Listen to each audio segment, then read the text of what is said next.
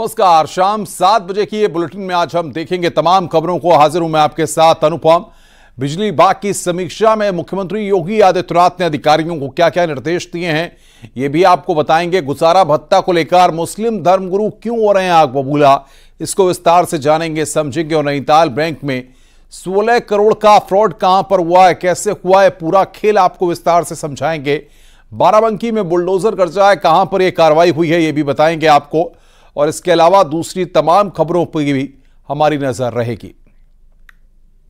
सबसे पहले बड़ी खबर की बात करें। चंदौली में पुलिस टीम पर हमला हुआ है। वारंटी को पकड़ने गई थी पुलिस टीम और वहां पर उस पर हमला हुआ। जमीनी विवाद के आरोपी को पकड़ने के लिए पुलिस की टीम गई हुई थी। हमले में 2 पुलिस वाले घायल हो गए हैं। घायल सिपाहियों को जिला अस्पताल में भर्ती कराया गया है। ऐसे में जिला अस्पताल में पुलिस के अधिकारी भी पहुंचे। बबूरी थाना क्षेत्र के गुरानी गांव में यह पूरी वारदात हुई है। और बातचीत करने के लिए नितिन गोस्वामी हमारे संवाददाता हमारे साथ फोन लाइन पर जुड़ रहे हैं। नितिन, कब की घटना है, क्या निकलकर अब तक सामने आया है? आपको बता दें अनुपम कि ये 2 दिन पहले की घटना है, जब 2 भाइयों में आपस में जमीनी विवाद हुआ था और महिलाओं पर धारदार हथियार से हमला किया गया था। इसी के चलते आज पुलिस विवेचनात्मक कार्रवाई के लिए वहां पहुंची थी और इसी दौरान जो आरोपी पक्ष है और पुलिस के बीच हाथापाई हो गई और उसके बाद पुलिस के अधिकारियों का कहना है कि लाठी डंडे से पुलिस टीम पर हमला कर दिया गया। घटना में एक पुलिसकर्मी का पैर टूट गया है। बाकी एसआई समेत 3 पुलिसकर्मियों को मामूली चोटें आई हैं। बहुत बहुत शुक्रिया नितिन, आप नजर बना के रखिए, आगे भी हम आपसे अपडेट लेते रहेंगे। खबर रामपुर से है, जहां पर सीआरपीएफ भर्ती में सॉल्वर को पकड़ा गया है। फिरोजाबाद के एक लड़के ने भर्ती के लिए अप्लाई किया था, लेकिन एग्जाम में उसकी जगह सॉल्वर पहुंचा। सीआरपीएफ के जवानों ने मौके पर ही सॉल्वर को दबोच लिया और रामपुर पुलिस के हवाले कर दिया। दोनों फिरोजाबाद के रहने वाले हैं। परीक्षा के समय सुधांशु नाम के एक अभ्यर्थी को शक के आधार पर सीआरपीएफ अफसर ने पकड़ लिया। पूछताछ में पता चला है कि वो अपने दोस्त ब्रिजपाल के जगह पर एग्जाम देने के लिए आया है। भर्तियां चल रही हैं, इस संबंध में पुलिस के द्वारा पूर्व से ही ऐसे लोग जो परीक्षा में किसी प्रकार की गड़बड़ी कर सकते हैं, उनके विरुद्ध हमारी टीम लगातार सक्रिय थी। आज सीआरपीएफ ग्रुप सेंटर से हमें 2 लोगों को भेजा गया है, जिनके विरुद्ध वैधानिक कार्रवाई की जाएगी। ये गलत नाम पते से परीक्षा में सम्मिलित हुए थे और अभी जैसे ही तहरीर प्राप्त हो रही है, इनके विरुद्ध कार्रवाई की जाएगी। रैकेट या काम करने वाले लोग हैं, वो देश के सिस्टम को नुकसान पहुंचा रहे हैं। इस तरह की हरकतें और इस तरह के काम नहीं होने चाहिए। इससे जो मेहनत करने वाले लोग हैं, उनको बहुत नुकसान हो रहा है। तो आप सभी से पुनः निवेदन है कि आप भर्ती प्रक्रिया में पूरी पारदर्शिता बरतने के लिए हमारी मदद करें। इस तरह का कोई और रैकेट आसपास में काम करे तो हमें तुरंत सूचित करें। जय हिंद। खबर बाराबंकी से है। जमुरिया नाले को अतिक्रमण मुक्त कराए जाने के उद्देश्य से पिछले करीब 1 महीने से प्रशासन अभियान चला रहा है। इसी कड़ी में आवास विकास कॉलोनी और लखपेड़ा बाग में 4 कॉलेज और कई घर के अवैध हिस्से को गिराया गया। मौके पर एसडीएम भारी संख्या में पुलिस बल के साथ मौजूद रहे। एसडीएम ने बताया कि नाले की सफाई को जल्द पूरा किया जाना है। जो भी अतिक्रमण नाले की जमीन के जद में आ रहे हैं, उनको गिराया जा रहा है। हम उस पर कार्रवाई कर रहे हैं और चाहते हैं कि जो है जितने भी ओनर है या जिनकी भी ज़मीन है या जो भी है, अगर इसमें है हरित पट्टी में है, जैसा भी है, उसको सहयोग करके हमको 22 मीटर अगर 20 मीटर दे रहे हैं और लोग तोड़ भी रहे हैं आराम से, जो है तो हम उसी पे जो है फाइनल कर दे रहे हैं। कन्नौज में तालाब में डूबकर 4 बच्चों की मौत हो गई। तालाब में नहाते समय यह हादसा हुआ है। स्थानीय लोगों ने शवों को निकाल लिया है। कन्नौज के गुरसहायगंज कोतवाली क्षेत्र के समधन कस्बे की यह घटना है। तो स्थानीय लोगों ने शवों को निकाला है। कन्नौज में दर्दनाक हादसा यहां पर हुआ है।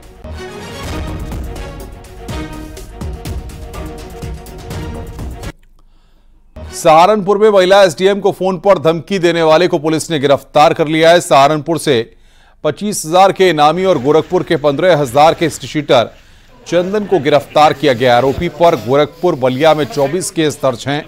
बता दें कि आरोपी ने महिला एसडीएम संगीता राघव को कृषि मंत्री का पीए बताकर फोन पर धमकी और गाली गलौज की गई। एसपी देहात ने बताया कि आरोपी खुद को किन्नर समाज का सदस्य भी बताता है। सहारनपुर पुलिस ने सर्विलांस की मदद से इस आरोपी को मेरठ के सरदना से गिरफ्तार किया है। अभद्र भाषा का प्रयोग कर पूर्व में भी एक ऐसी घटनाएं कर चुका है और दोबारा इसने ये घटना की है। इस पर 23 मुकदमे हैं और जनपद सहारनपुर से भी इनाम घोषित था। प्रधान पुलिस का नंबर कहां से आया? जी, पुलिस उसकी जांच कर रही है कि जो लोकल यहाँ पर बेनिफिशियरी थे उनके पास से इसका नंबर कहाँ कैसे पहुंचा है, और जैसे ही जांच में हमें पता चलेगा कि ये नंबर कहां से और किसके माध्यम से सर्कुलेट किया, उसको विवेचना में शामिल किया। शाहजहांपुर में 2 गुटों में फायरिंग करने वाले 6 आरोपियों को गिरफ्तार कर लिया गया है कि किसी बात को लेकर 2 गुटों में झगड़ा हो गया। गाली गलौज के बाद पथराव हुआ है, उसके बाद फायरिंग भी हुई। मामला सुभाष नगर मोहल्ले का है। बताया गया कि छात्र लड़कों के 2 ग्रुपों द्वारा आपस में किसी बात को लेकर लड़ाई झगड़ा मारपीट और फायरिंग की सूचना प्राप्त हुई, जिसमें पुलिस द्वारा त्वरित कार्रवाई करते हुए 6 लोगों को गिरफ्तार किया, जिसमें एक पक्ष से 4 लोग और दूसरे पक्ष से 2 लोग गिरफ्तार किए गए हैं और 3 लोग फायरिंग में सम्मिलित लोग फरार हो गए हैं। पुलिस द्वारा स्वयं वादी बनकर इसमें उचित धाराओं में अभियोग पंजीकृत किया गया है और बाकी लोगों को पकड़ने के लिए पुलिस की टीम गठित कर दी है। शीघ्र उनकी गिरफ्तारी सुनिश्चित की जाएगी। मुरादाबाद में आज हंगामा देखने को मिला। लीज की अवधि खत्म होने पर जिला प्रशासन की टीम कब्जा लेने के लिए पहुंची थी, जिसका वहां के लोगों ने विरोध किया। नगर निगम के मुताबिक लीज की अवधि खत्म हो गई है। मुरादाबाद के मिशनरी स्कूल टाइटस का पूरा मामला है। लीज की जमीन का व्यावसायिक इस्तेमाल करने पर भी मिशनरी पर आरोप है। प्रशासन ने पूरे परिसर में बोर्ड लगाकर 2 महीने का समय दिया है। 2 महीने के बाद खाली करना होगा। मुरादाबाद के सिविल लाइन क्षेत्र के पौष इलाके में एक कार्रवाई हुई है। स्कूल का नाम हटा दिया है, ये गलत तरीके से हटाया है और ये इलीगल नोटिस है। ये एक फेक नोटिस भेजा प्रशासन ने और हम इसकी अवहेलना करते हैं। खबर मुजफ्फरनगर से है। यहां पर ज्वेलरी की दुकान में लूट हुई है। लाखों की ज्वेलरी लूटकर बदमाश फरार हो गए। बताया जा रहा है कि हथियारबंद बदमाशों ने वारदात को अंजाम दिया है। पुलिस बदमाशों की तलाश में जुटी है। नगर कोतवाली क्षेत्र का यह पूरा मामला है।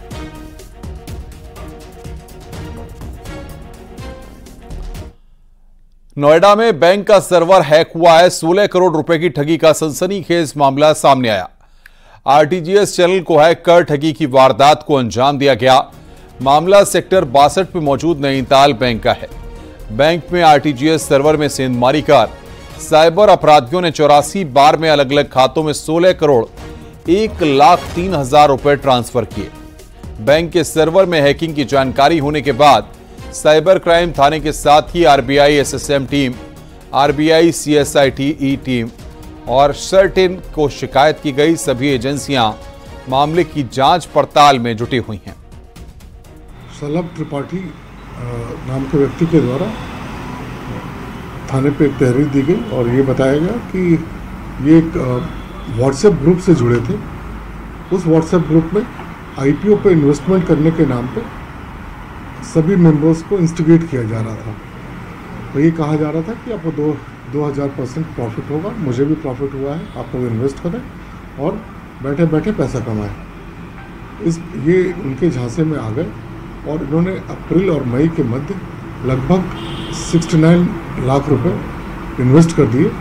जब वो पैसा निकालने की बात कहने लगे तो उन्होंने निकालने से मना कर दिया कि आप अभी नहीं निकाल सकते, आपको और भी इन्वेस्ट करना पड़ेगा, उसके बाद ही आप निकाल सकते हैं। इन्हें फिर लगा कि वो ट्रैप हो गया है, झांसे में आ गया है और ये फर्जी साइबर गैंग के उसमें पड़ गया है। खबर लखनऊ से है। सीएम योगी ने आज बिजली विभाग की समीक्षा की। सीएम योगी ने ऊर्जा विभाग के अधिकारियों को कनेक्शन चार्ज को लेकर बिजली बिल की गलतियों तक पर नसीहत दी। सीएम ने कहा कि बिजली कनेक्शन चार्ज तय करने को लेकर अक्सर लोगों में नाराजगी देखने को मिलती है, इसे सही किया जाए। सीएम योगी ने कहा कि जनता को सही बिजली बिल मिले, ये प्राथमिकता होनी चाहिए। सीएम योगी ने अधिकारियों को कंज्यूमर फ्रेंडली बनने का निर्देश दिया। बकाया के नाम पर आम उपभोक्ता का उत्पीड़न बंद होना चाहिए। अयोध्या के साथ साथ सभी नगर निगम सोलर सिटी बनेंगे।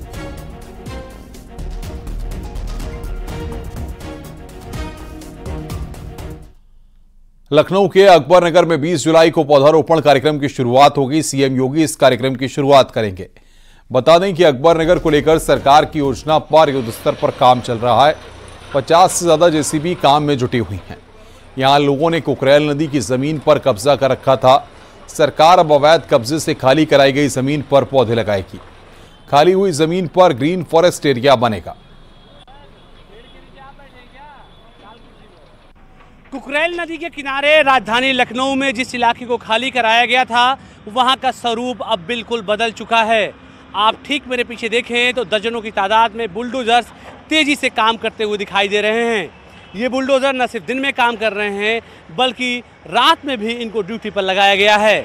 दर्जनों की संख्या में चारों तरफ फैले हुए बुलडोजर इस बात की तरफ इशारा कर रहे हैं कि यहाँ पर विकास का काम बहुत तेजी से सरकार करवाना चाह रही है। खबर यह भी है कि 20 तारीख यानी 20 जुलाई को मुख्यमंत्री योगी आदित्यनाथ इस इलाके में आ सकते हैं और वृहद वृक्षारोपण के कार्यक्रम की शुरुआत कर सकते हैं। ये वही इलाका है जहां पर कभी मकान हुआ करते थे, बड़ी बड़ी बिल्डिंगें हुआ करती थी। अब वो पूरी तरह से ज़मींदोज़ और साफ़ सुथरे दिखाई दे रहे हैं। साफ तौर से आप देखें तो अलग से यहाँ पर मिट्टी भी लाई गई है ताकि वृक्षारोपण के कार्यक्रम में कोई दिक्कत परेशानी ना हो, क्योंकि यहाँ पर मलबा बहुत ज़्यादा था। तो ऐसे में नगर निगम ने उन तमाम मलबों को यहाँ से हटा दिया है। फिलहाल यहाँ पर नई मिट्टी ला करके इस बात की तैयारी की जा रही है कि वृक्षारोपण के कार्यक्रम में कोई दिक्कत और परेशानी ना आए। कुंडा विधायक रघुराज प्रताप सिंह उर्फ राजा भैया के पिता उदय प्रताप सिंह बड़े महाराज को पुलिस ने हाउस अरेस्ट कर लिया है। प्रशासन ने यह कार्रवाई मुहर्रम के चलते की है। उदय प्रताप सिंह को उनके महल में ही 3 दिनों के लिए नजरबंद किया गया है। कुंडा के शेखपुर में मुहर्रम पर भंडारे के चलते यह फैसला लिया गया। बदरी कोठी के बाहर बड़ी संख्या में फोर्स तैनात है। बता दें कि कई साल पहले मुहर्रम के दिन गोली लगने से एक बंदर की मौत हो गई थी, तो हर साल की तरह उसी बंदर की बरसी को मनाने के लिए राजा की तरफ से तैयारी की जा रही थी। राजा उदय प्रताप सिंह ये भंडारा साल 2012 से लगातार मुहर्रम के दिन करते आ रहे हैं। इसकी वजह से ताजिए के रास्ते में हर साल तनाव बढ़ने की स्थिति पैदा हो जाती है।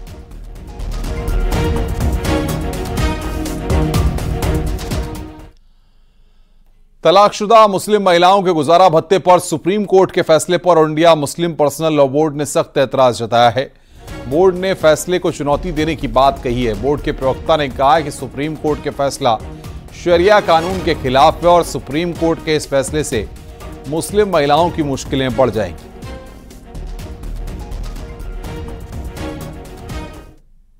हमने तकरीबन 8 रेजोल्यूशंस मंजूर किए हैं। पहला रेजोल्यूशन जो है वो रीसेंट सुप्रीम कोर्ट जजमेंट पर है, जो एक तरह से शाहबानू का रिप्लिका है। इसके सिलसिले में बोर्ड ने पहली बात तो ये कही कि ये फैसला जो है सुप्रीम कोर्ट का इस्लामी कानून यानी कानून शरीयत, जो कि हिंदुस्तान में शरीयत एप्लीकेशन एक्ट के नाम से जाना जाता है, जो शरिया के कानून पर बेस्ड है, ये उससे कन्फ्लिक्ट करता है, उससे मुतसादिम है। जाहिर है कि हम ये बात इससे पहले भी कहते रहे हैं कि मुसलमान जो है वो शरीयत का पाबंद है और वो कोई ऐसी बात नहीं कर सकता है जो शरीयत से कन्फ्लिक्ट करती हो। सुप्रीम कोर्ट के जजमेंट में ये बात कही गई है कि ये in the interest of women है। ये जो जजमेंट है वो औरतों के मफाद में या औरतों की भलाई के लिए किया गया है। हमारा मानना ये है कि अगर आप रिश्तों पे, शादी ब्याह के मामलात पे अगर गौर करेंगे तो आप महसूस करेंगे ये in the interest of women नहीं है, बल्कि हम महसूस करते हैं कि औरतों के लिए ये एक मुसीबत बन जाएगा फैसला। इसलिए कि अगर कोई आदमी शादी के बाद या तलाक के बाद भी अगर उसे ज़िंदगी भर मेंटेनेंस देना है तो वो तलाक क्यों देगा।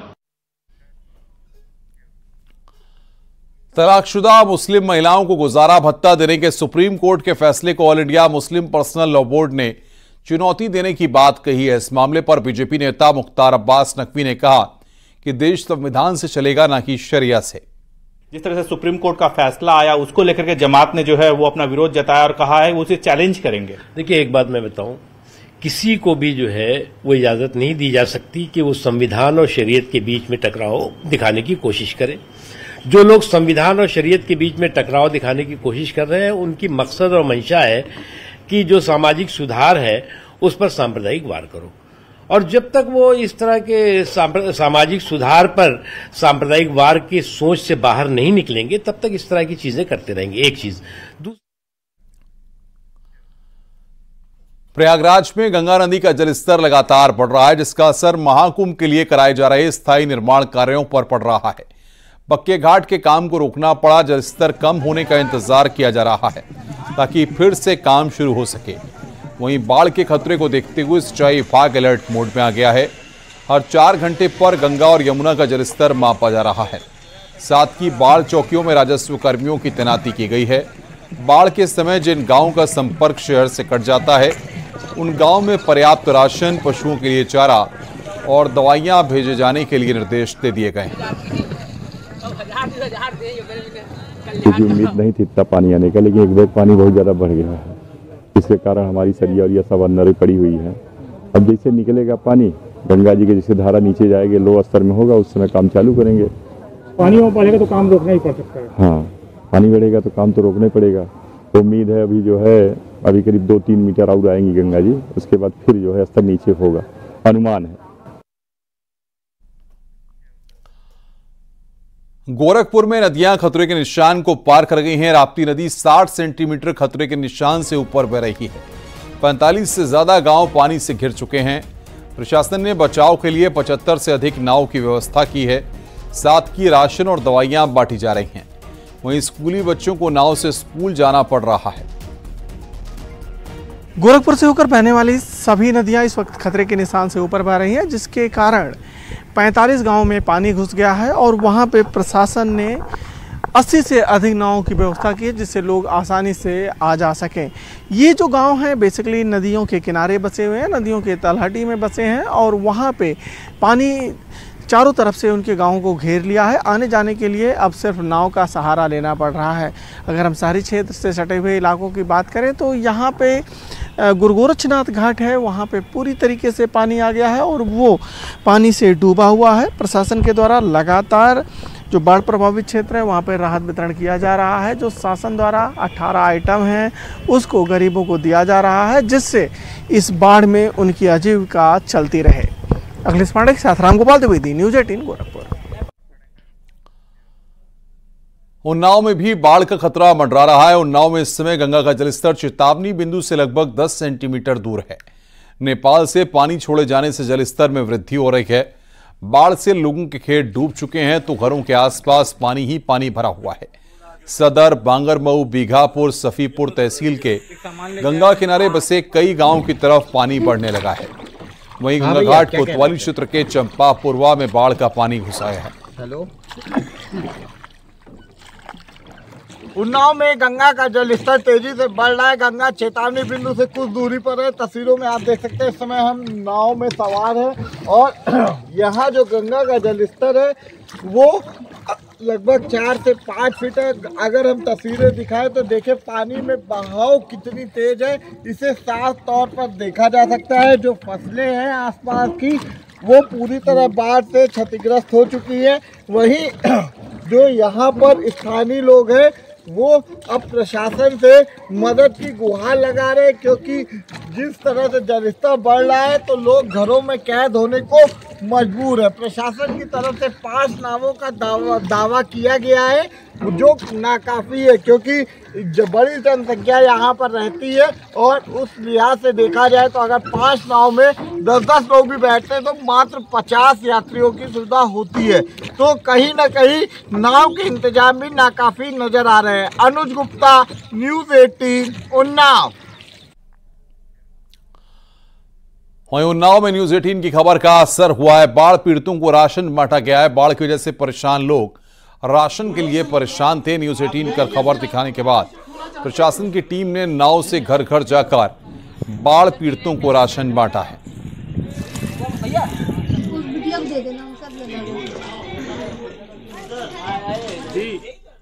हरदोई में गर्रा नदी में आए सैलाब से जिले के करबी 115 गांव प्रभावित हुए हैं। इनमें से 56 गांव में हाल बेहाल है। घरों तक पानी पहुंच गया है। बाढ़ से करीब 2 लाख लोग प्रभावित हैं। 20,000 से ज्यादा लोग घर की छतों, पंचायत भवन, स्कूल और सड़क किनारे रहने को मजबूर हैं।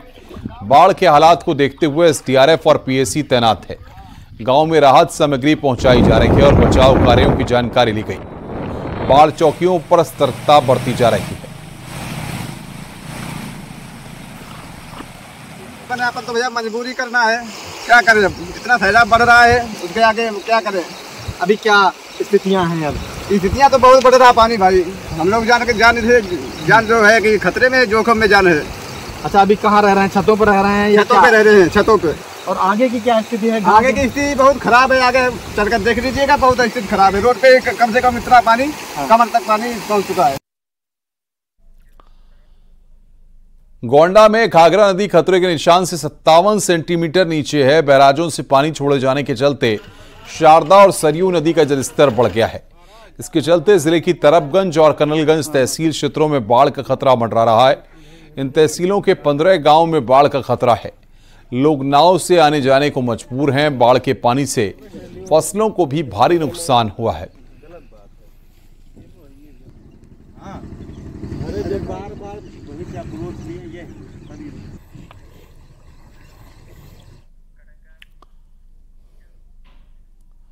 और वाराणसी से इस वक्त की बड़ी खबर है। समाजवादी पार्टी नेता के घर पर फायरिंग करने वाला गिरफ्तार किया गया है।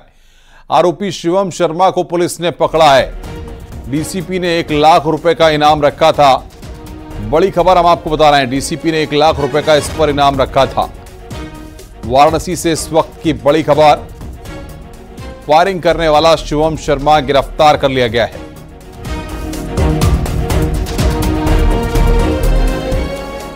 खबर वाराणसी से है। देश का पहला हाइड्रोजन से चलने वाला पानी का जहाज कोलकाता से काशी के रामनगर मल्टी मॉडल टर्मिनल पर पहुंच गया है। यह जहाज 2 मंजिला है। अभी इसमें सजावट का काम होगा। हाइड्रोजन से चलने वाले इस पानी के जहाज का संचालन पर्यटन विभाग करेगा। एक साथ 50 से 55 लोग इसमें सफर कर सकते हैं। इस पानी के जहाज को काशी से चुनार वाया प्रयागराज तक चलाया जाएगा। हाइड्रोजन से चलने वाला यह पानी का जहाज 20 से 25 किलोमीटर की रफ्तार से चलेगा। 1 महीने पहले कोच्चि शिपयार्ड से समुद्री मार्ग से होते हुए यह 13 जून को कोलकाता पहुंचा और इसके बाद आज काशी पहुंचा है। इस पानी के जहाज को चलने के लिए कम से कम 2 मीटर का जलस्तर होना चाहिए। कोच्चि शिपयार्ड में बना देश का पहला हाइड्रोजन जलयान कोलकाता से चलकर काशी पहुंच गया है और अब काशी के रामनगर टर्मिनल पर खड़ा है। बता दें कि ये कैटमरान पेरिया 3 इस जलयान को कहा जाता है और 32 दिन इसको लगे रालूपुर जलयान यहाँ पर पहुंचने पर टर्मिनल। और जलयान गंगा में पानी कम होने से गाजीपुर में फंस गया था। रास्ते में 2 जगह कैथी और चकेरी में कम पानी होने से ड्रेजिंग करानी पड़ी, जिसके बाद ये जलयान काशी पहुंचा है। इसके लिए चलने के लिए इसको न्यूनतम 2 मीटर जलस्तर होना चाहिए, ऐसा बताया जाता है। और अब 50 से 60 लोग इसमें एक साथ यात्रा कर सकते हैं और 34 मीटर लंबे वातानुकूलित जलयान में 10 लोग इसकी गैलरी में भी घूम सकते हैं। बता दें कि 6.5 नॉट्स की गति से ये जलयान चल सकता है और दिशा परिवर्तन भी कर सकता है। और साथ ही साथ इसमें इसको 1 घंटे नदी में चलने के लिए 5 किलोग्राम हाइड्रोजन की जरूरत पड़ेगी। हाइड्रोजन प्लांट भी अब यहाँ पर बनाया जाएगा। इसके साथ ही साथ जो दूसरे घाट हैं, रविदास घाट, नमो घाट, वहां पर भी संभावनाएं तलाशी जा रही हैं हाइड्रोजन प्लांट के हिसाब से। कैमरा पंकज सिन्हा के साथ उपेंद्र द्विवेदी, न्यूज़ 18 वाराणसी। मुजफ्फरनगर में शादी में घुड़चढ़ी के दौरान हंगामा शुरू हो गया। डीजे बजाने के विरोध में दूसरे पक्ष के लोगों ने बवाल किया। देखते ही देखते दोनों पक्ष में मारपीट शुरू हो गई। इसमें दूल्हे के भाई समेत कई लोगों को गंभीर चोट आई है। घायलों को अस्पताल में भर्ती कराया गया है। मामला खतौली कोतवाली इलाके का है। दूल्हे पक्ष की तहरीर पर मुकदमा दर्ज हो गया है। वो घुड़चढ़ी का परंपरा का पालन किया जा रहा था और उसके साथ डीजे बज रहा था। डीजे में ये एक जाति आधारित गाने चल रहे थे, जिसपे दूसरी जाति के लोगों ने आपत्ति की। आपत्ति करने में कहा-सुनी हुई, कहा-सुनी फिर मारपीट में तब्दील हो गई, जिसमें एक पक्ष के 3 लोगों को चोटें आई हैं, जिनको तत्काल अस्पताल के लिए भेज दिया गया है। इस संदर्भ में पीड़ित पक्ष द्वारा तहरीर लेकर के अग्रिम विधिक कार्रवाई की जा रही है। बड़ी खबर, मुख्यमंत्री योगी आदित्यनाथ की अहम समीक्षा बैठक आज है। रात 9 बजे सीएम योगी समीक्षा बैठक करेंगे। सीएम योगी बाढ़, कानून व्यवस्था और आगामी त्योहारों की तैयारी की समीक्षा करेंगे। सीएम आवास पर सीएम के साथ मुख्य सचिव, प्रमुख सचिव, मुख्यमंत्री, गृह, सिंचाई, डीजीपी और एडीजी एलओ जैसे बड़े अफसर मौजूद रहेंगे। उत्तर प्रदेश के अन्य पुलिस प्रशासनिक अफसर वीडियो कॉन्फ्रेंसिंग से मुख्यमंत्री योगी आदित्यनाथ की बैठक में शामिल होंगे। सभी commissioner, police commissioner, DM, SSP और सिंचाई, नगर विकास विभाग के अफसर भी इस दौरान वहां पर मौजूद रहेंगे।